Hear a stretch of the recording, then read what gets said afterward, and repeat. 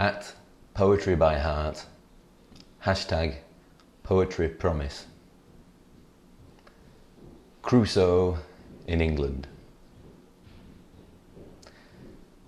A new volcano has erupted, the papers say, and last week I was reading where some ship saw an island being born. At first a breath of steam, 10 miles away, and then a black fleck, basalt probably, rose in the mate's binoculars and caught on the horizon like a fly. They named it, but my poor old island is still unrediscovered, unrenameable. None of the books has ever got it right. Well, I had 52 miserable small volcanoes you could climb with a few slithery strides. Volcanoes dead as ash heaps. I'd sit atop the highest one and count the others standing up, naked and leaden with their heads blown off.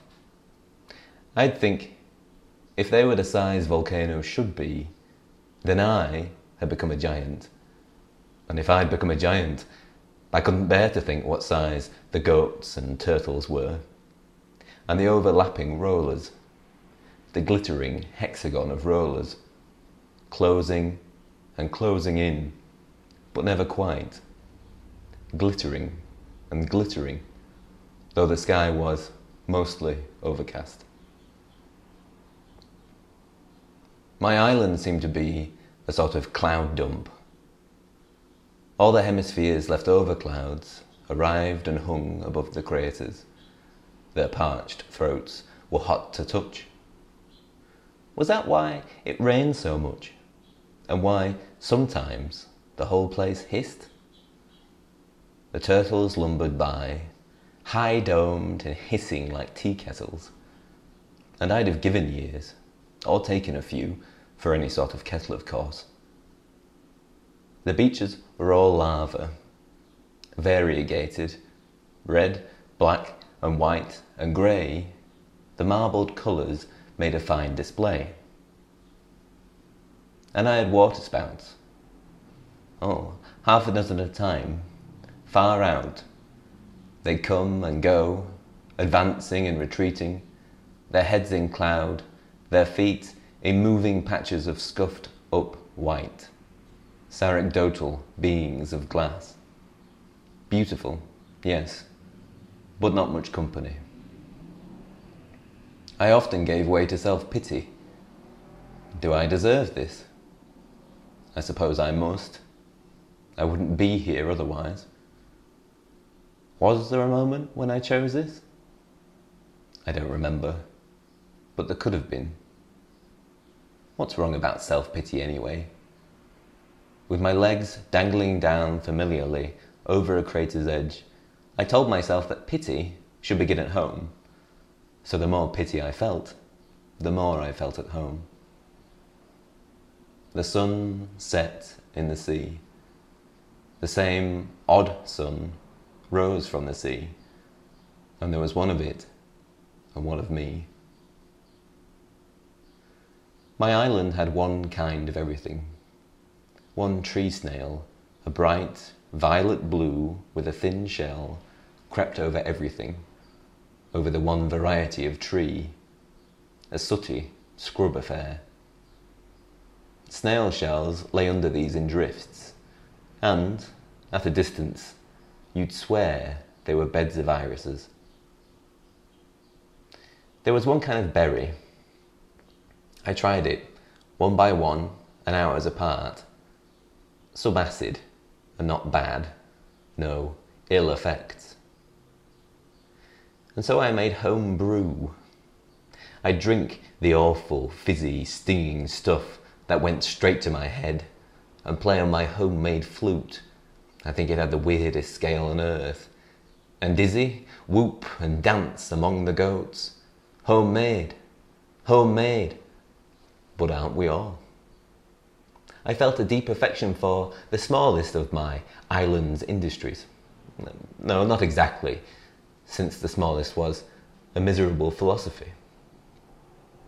Because I didn't know enough. Why didn't I know enough of something? Greek drama or astronomy? The books I'd read were full of blanks. And the poems, well, I tried reciting to my iris beds. They flash upon that inward eye, which is the bliss. Which is the bliss of what? One of the first things I did when I got back was look it up. My island smelt of goats and guano. The goats were white, and so were the gulls, and too tame, or else they thought I was a goat too, or a gull. Ba, ba, ba, and shriek, shriek, shriek, ba, shriek, ba. I still can't shake them from my ears. They're hurting now. The questioning shrieks, and the equivocal replies over a ground of hissing rain and hissing, ambulating turtles got on my nerves. When all the gulls took off at once, it sounded like a big tree in a strong wind. I'd shut my eyes and think of a tree, an oak say, with real shade, somewhere. I'd heard of cattle getting island sick. I thought the goats were. One billy goat stood atop of the volcano I christened Mont Despair, or Mount Despair, I'd time enough to play with names, and bleat and bleat and sniff the air. I'd grab his beard to look at him, and his pupils, horizontal, narrowed up and expressed nothing, or a little malice. I got so tired of the very colours.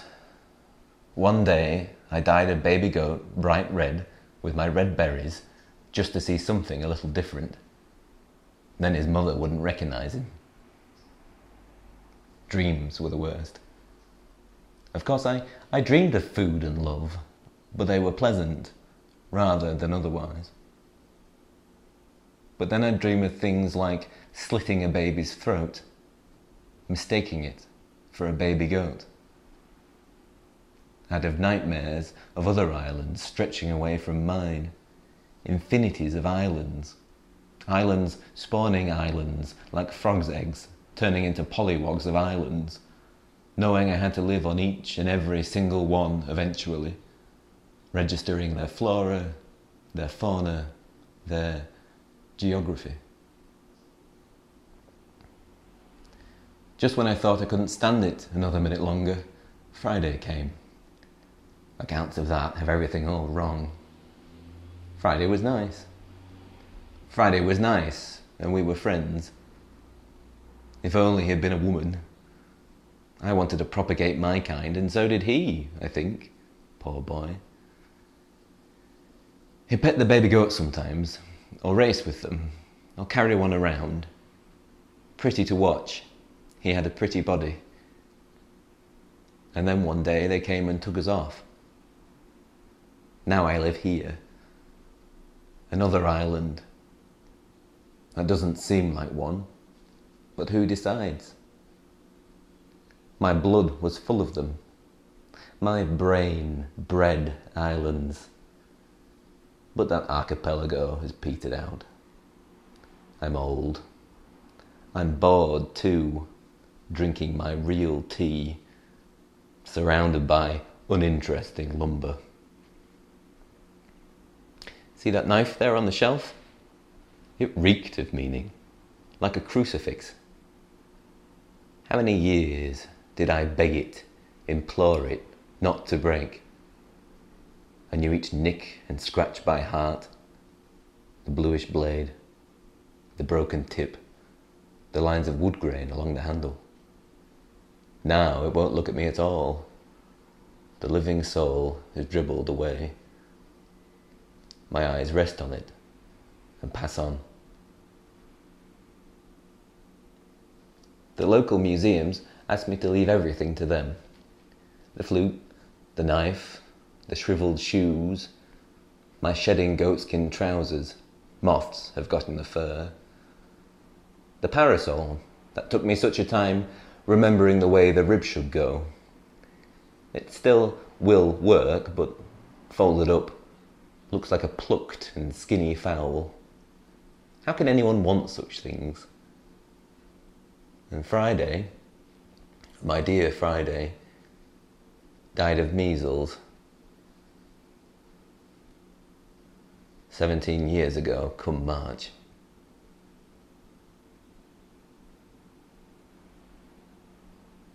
So that's at Poetry by Heart, hashtag Poetry Promise. And I'm pretty sure I made quite a lot of mistakes. So please feel free to pick me up on that. I'd like to hear from you.